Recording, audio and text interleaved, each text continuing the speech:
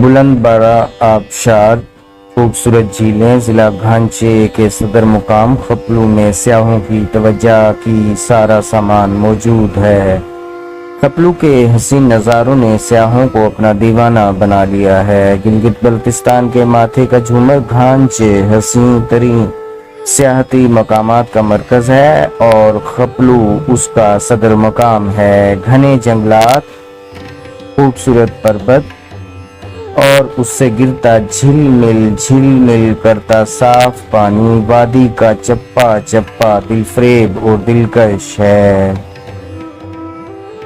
View point سے پورے خپلو شہر کا نظارہ کیا جا سکتا ہے، جس میں خپلو فورٹ، شاہی polo ground, Khaplu Brook, selling گاؤں، دریائے شیوک، ہلدی کونز اور سلسلہ قراقرم کے دلفریب نظارے شامل ہیں۔